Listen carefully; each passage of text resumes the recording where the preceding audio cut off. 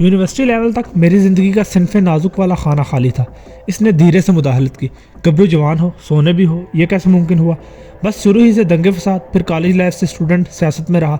कई लड़कियों से बातचीत हुई, मगर जो खास दरवाज़ा था वो यूनिवर्सिटी में खुला था। यकीनन वो बहुत खास लड़की होगी। हाँ शायद। फिर क्या हुआ? गहरी दिलचस्पी से इसने मुझे इस ट्रैक की तरफ धकेला। होना क्या था वही हुआ जो मेरे और तुम्हारे मुल्क के तकरीबन 80% फिल्मों में होता है। इसने फ़ौरन नुक्ता एतराज़ उठाया। तुमने तो कहा था तुम हॉलीवुड के अलावा और फिल्में नहीं देखते, इसीलिए तो नहीं देखता। मेरे हवास कदरे लौटे थे। मैंने इसके बालों में उंगलियां निकाल ली। वो ठनकी, प्लीज़ हाथ नहीं रोको। माँ के बाद किसी ने पहली दफ़ा मुझे इतनी अपनाइयत से छुआ है। ठीक है, मगर इस शर्त पर कि अब तुम दरमियान में नहीं बोलोगी। ओके। एक अदा से कहते हुए इसने मेरा हाथ पकड़कर अपने बालों पर रख दिया। मेरी उंगलियां दोबारा से मुतहरिक हो गई। दिमाग की स्क्रीन पर माजी की एक फिल्म सी चलने लगी। एक दिन तहजीब यूनिवर्सिटी में आई तो इसकी शफाफ आंखों में अंदेशों के गहरे साए उतरे हुए थे। बहार की एक बेहद चमकीली दोपहर में फूलों और पौधों से घिरे गोशा मोहब्बत के नाम से मंसूब वसी ऐलान के एक हिस्से में तनहा बैठे थे। इस जगह को ये नाम यार लोगों ने दिया था। छूटते ही वो बोली, मेरा रिश्ता आया है शाह। मैं बड़े खुशगवार मूड में था। इसी के ज़ेर असर बोल उठा, ये शायद पहली दफ़ा नहीं हुआ। हाँ, मगर इस दफ़ा हालात बहुत मुख्तलिफ है। अंदेशे आंखों से उतर कर इसके मलीह चेहरे पर उतर आए। इस दफ़ा जो रिश्ता आया वो हमारी कम्युनिटी के चंद गिने चुने खानदानों में से एक खानदान का है। लड़का यूके की किसी ऑयल कंपनी से अच्छी पोस्ट पर है। मैंने अपनी फैमिली को इस रिश्ते से बेहद खुश और मुतमईन देखा है। मुझे डर लग रहा है शाह। मेरा हाथ मजबूती से थामते हुए वो रूहान सी होगी। मैंने दूसरा हाथ इसके हाथ पर रखा। परेशान क्यों होती हो जाने मन? एक पढ़ी लिखी लड़की का सादा सा इनकार सारी परेशानी पल भर में उड़ा देगा। इसे हौसला देने की खातिर मैंने मसनूई बशाशत से काम लिया। मैं इतने अफराद की नाराज़गी का बोझ उठा नहीं पाऊंगी। वो जैसे कर रही, मेरे सीने में जैसे कड़वा सा धुआं भर गया। मेरी नाराज़गी का बोझ उठा लोगी? उसका सर झुक गया। मेरे लिए जैसे कायनात साकत हो गई। फिर इसका सर नफ़ी में हिला तो गर्दिश के साथ साथ मेरी रुकी हुई सांसें बहाल हुई। चंद हफ्तों पहले मुझे हालात की संगीनी का आगाज़ हुआ। तहजीब ने घर से वापसी से हॉस्टल में ही मुस्तकिल सुकूनत इख्तियार कर ली। नहीं तो इससे पहले वो हर हफ्ते घर जाती थी। मेरे इस्तफसार पर इसने पहले तो बड़े आराम से कह दिया, डैडी ने मुझे घर से निकाल दिया है। अगले ही पल इसकी आंखें डुबडुबाई और वो टूटी हुई शाख के मानिंद मेरे सीने से आ लगी।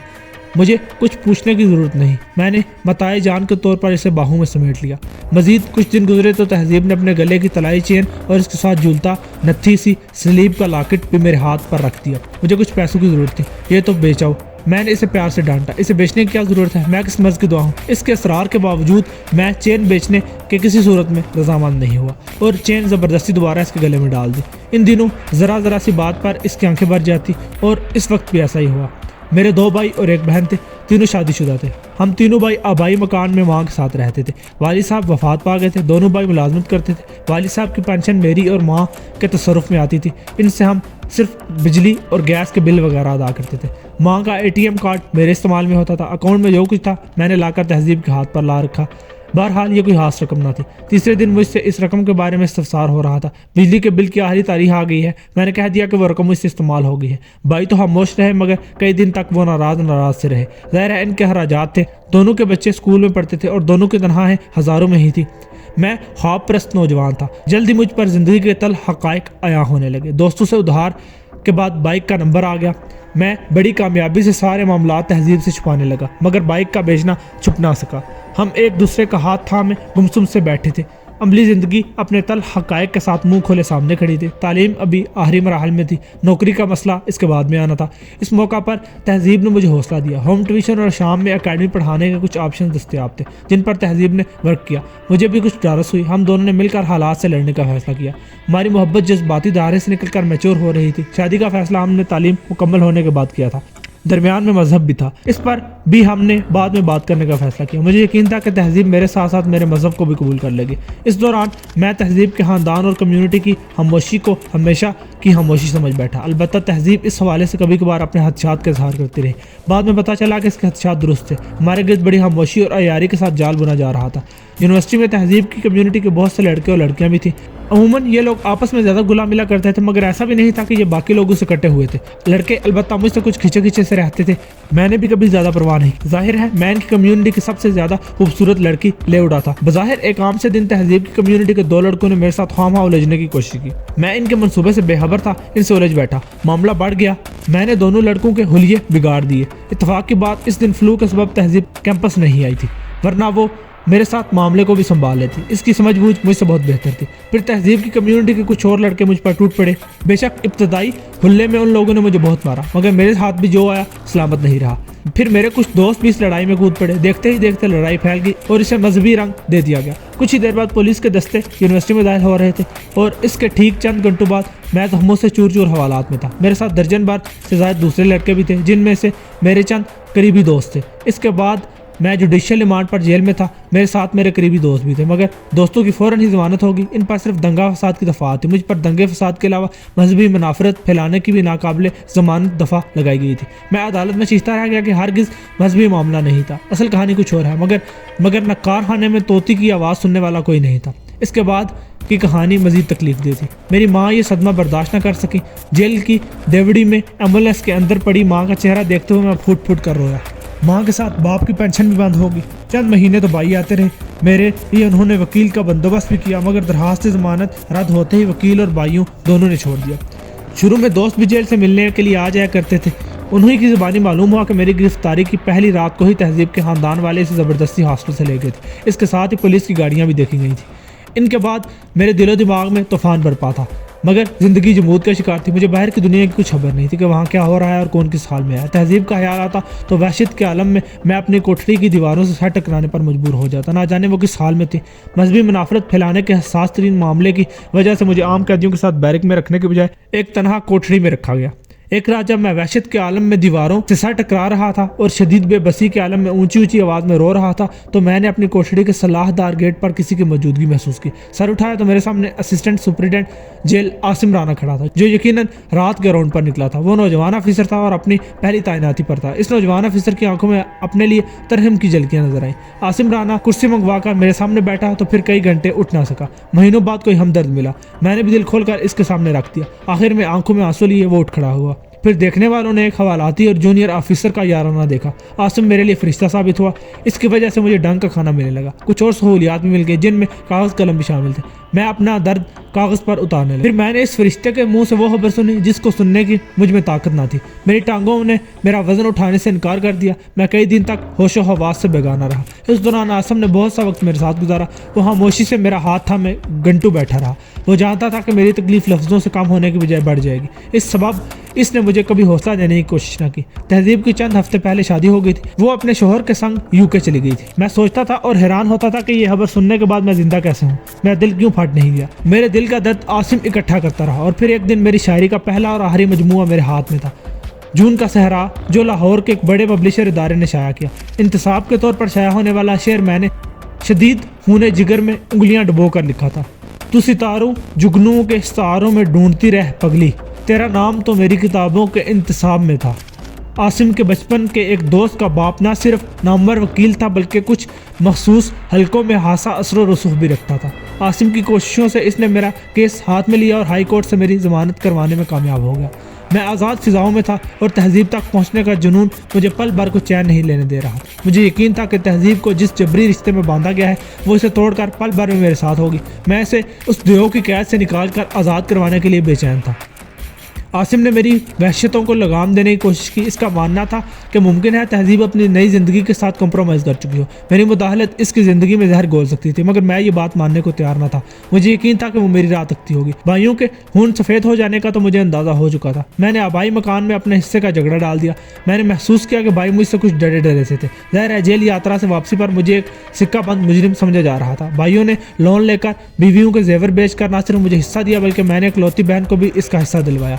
इसके बाद मैंने अपनी तौर पर खोज लगाना शुरू कर दिया कि तहजीब यूके में कहाँ है। इस दौरान यूके वीज़े के लिए मैंने तगोदो शुरू कर दी, तो मालूम हुआ एक आम पाकिस्तानी के लिए यूके का वीज़ा लेना आसान नहीं। मेरे लिए यूके जाना 7 समंदर पार जाने से भी ज़्यादा मुश्किल था। मेरे पास जितनी रकम थी, इसके साथ यूके जाना दीवाने के ख्वाब जैसा था। तहजीब का खोज लगाने के चक्कर में मेरा इसके भाइयों के साथ झगड़ा भी हुआ। इन दिनों मैं हर वक्त एक खंजर अपने पास रखता। इस झगड़े के दौरान मैंने खंजर इस्तेमाल किया और तहजीब के दोनों भाइयों को घायल कर दिया। इसके बाद ज़ाहिर है पुलिस मेरा ताक़ुब में थी, मगर इस दफ़ा मैं इनके हाथ कहाँ आने वाला था। आसिम के अलावा मेरी और कोई पनाहगाह नहीं थी। मैं चंद हफ्ते इसके एक दोस्त के डेरे पर रहा। इस दौरान मेरी आसिम से चंद मुलाकातें हुई और वो मुझे बैरून मुल्क ले जाने पर रजामंद हो गया। अफ्रीका के चंद मुल्कों से होता हुआ मैं एक एजेंट की मार्फत गैर कानूनी तौर पर जनूबी अफ्रीका में दाखिल हो गया। धक्के खाते खाते आखिरकार ज़रूरी कागजात बनवा कर मैं लीगल हो ही गया। तहजीब तक पहुंचने का जुनून रफ्ता रफ्ता दम तोड़ गया, मगर इसका दर्द मैंने खूब संभाल कर रखा हुआ है और इसे अभी तक सीने से लगाए बैठा हूँ।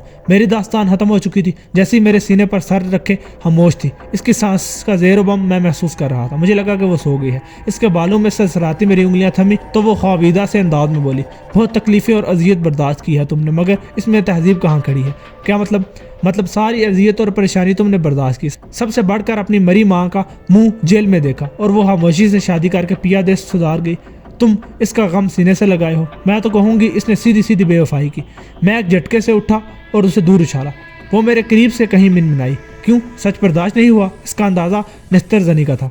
मैंने दिमाग में अचानक सुलग उठने वाले अंगारों पर पानी डालते हुए कहा, मशरकी लड़की होते हुए भी तुम शायद एक मशरकी लड़कियों की मजबूरियों को नहीं जानती। वो बेचारी बाप और भाइयों के नरगे में फंस कर क्या करती? इसका वाहिद सहारा तो मैं था। इस वक्त मुझे खुद सहारे की जरूरत थी। वो पढ़ी लिखी थी, बगावत कर सकती थी। किसके सहारे करती? मोहब्बत सहारे नहीं देखती, कच्चे गड़े पर भी निकल पड़ती है। मैंने कहा, कच्चे गड़े वाले डूब जाते हैं, डूबने वाले ही तो अमर हो जाते हैं। मुझे लगा मैं लाजवाब हूँ।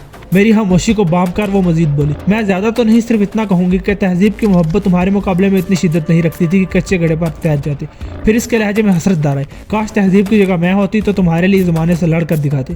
फिर इसने टटोल कर मेरा चेहरा अपने हाथों में ले लिया। अगले ही पल इसके नीम गर्म और मरतूब होंठ अपनी पेशानी पर मैं महसूस करने लगा। फिर इसकी सरगोशी मेरे कानों में गूंजी, मैं ज़्यादा मजहबी तो नहीं हूँ, मगर तुम्हारे दिल के सुकून के लिए दुआ करूंगी। ये क्या कर इसने बच्चों के मानन मेरे गाल थपथपाए। एक सवाल अचानक ही मेरे दिमाग में चुभने लगा, कुछ रह गया है तो पूछ लो।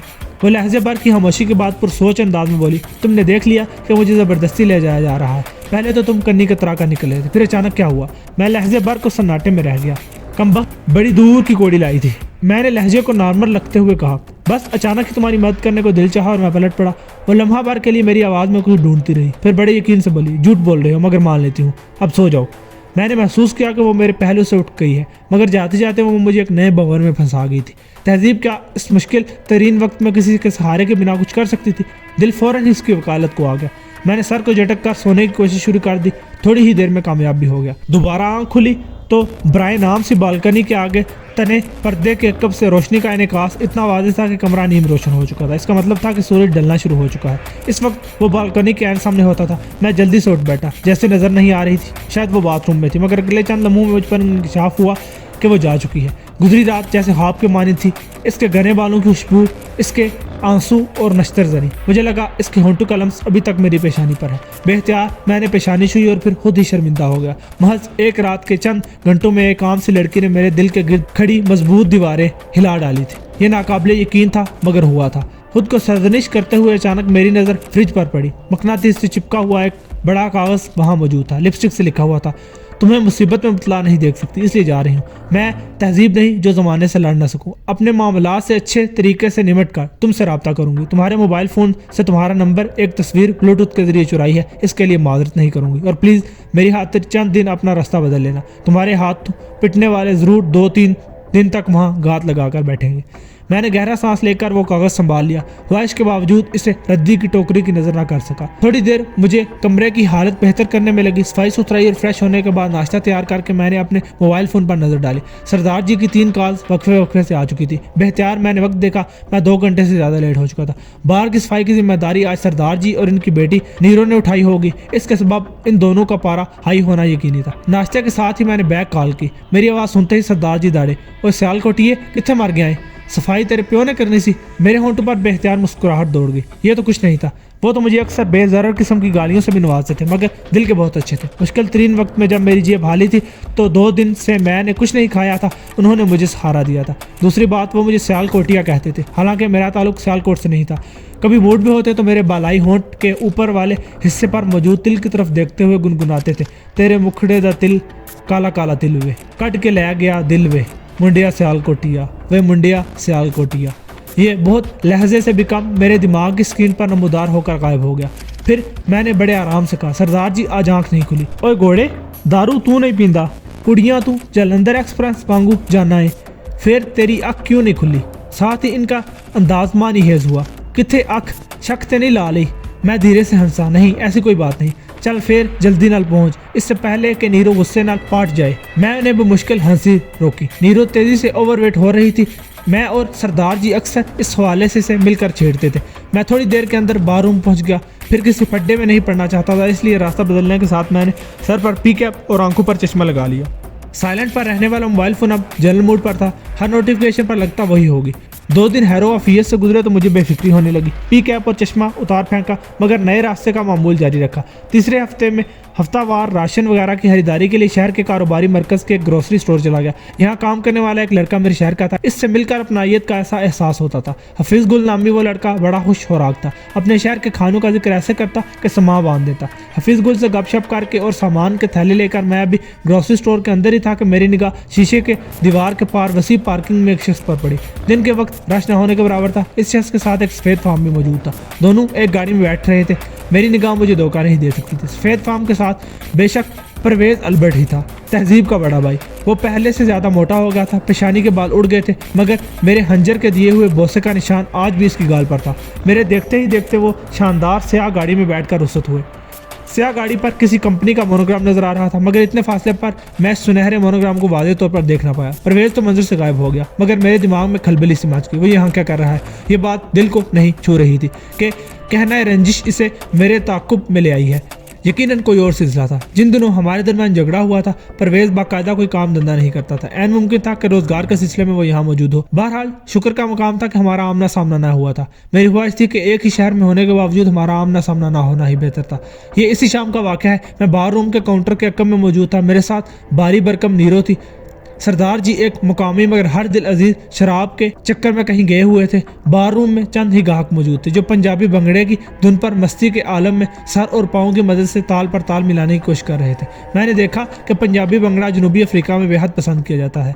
इस वक्त बार के दाखिली दरवाजे पर एक औरत नमूदार हुई। आसान लफ्ज़ों में इसे गैर मामूली औरत कहा जा सकता था। वह स्याह फाम थी। उम्र का अंदाज़ा 40 साल के ऊपर का था। गैर मामूली तौर पर इसका कद 6 फुट के करीब था। नथने मामूल से ज़्यादा चौड़े और दोनों कानों में सुर्ख रंग के बाले और हथनी सी जिसामत। वो दरवाजे पर लहजा भर के लिए रुकी। इसकी नज़रें मुझ पर आ जमी। वो तीर के मानिंद मेरी तरफ लपकी। इसके अकब में 2 शनासा सी सूरतें भी थी जिनके चेहरों पर कीना वाज़े नजर आ रहा था। ये वही स्याफाम थे जिनके चुंगल से मैंने जैसे को निकाला था। मेरे करीब मौजूद नीरू मिनमिनाई। इन लोगों के इरादे अच्छे नहीं लग रहे। मैंने सरगोशी के अंदाज में कहा, शॉटगन तैयार रखो। नीरो ने थूक निकलते हुए इस्बात में सर हिलाया। कटी हुई नाल वाली शॉटगन कैश वाली दराज के पास रखी थी और वही इस दराज के करीब तरीन थी। वो औरत मेरे सामने आ रुकी। जैसी कहाँ है? इसकी पुरसुकून आवाज़ के पीछे तैश का तूफान महसूस हो रहा था।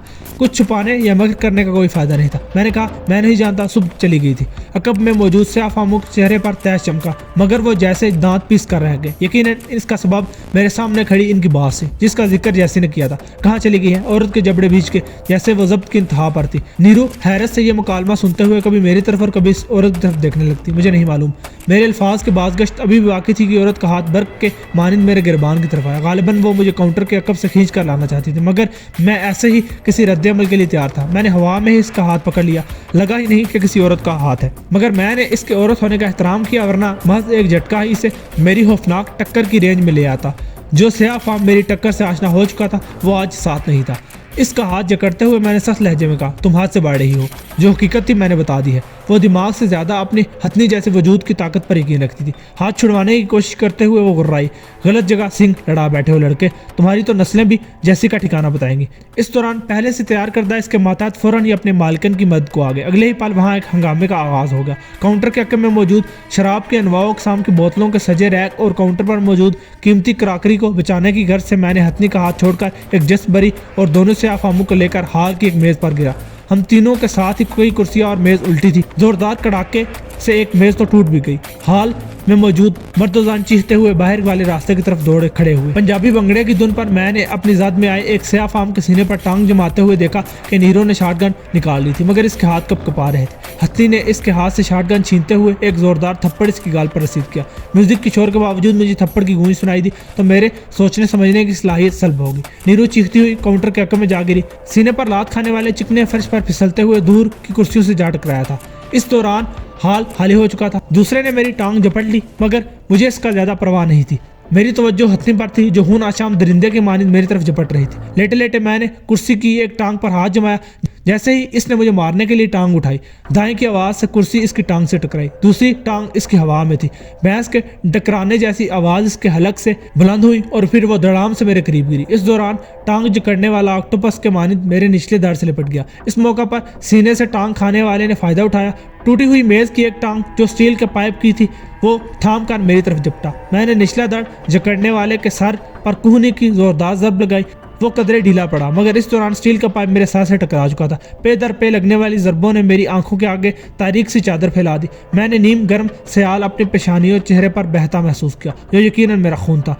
यह खून आंखों में भी जा रहा था। इसके बाद मैंने इस हथनी की भयानक चंगाड़े सुनी और अपनी पसलियों पर इसकी क़यामत है ज़रबे बर्दाश्त की। तारीकी में डूबने वाले दिमाग के साथ मैंने पुलिस पेट्रोलिंग गाड़ियों के सायरन सुने। इसके बाद मेरा दिमाग मुकम्मल तारीकी में डूब गया।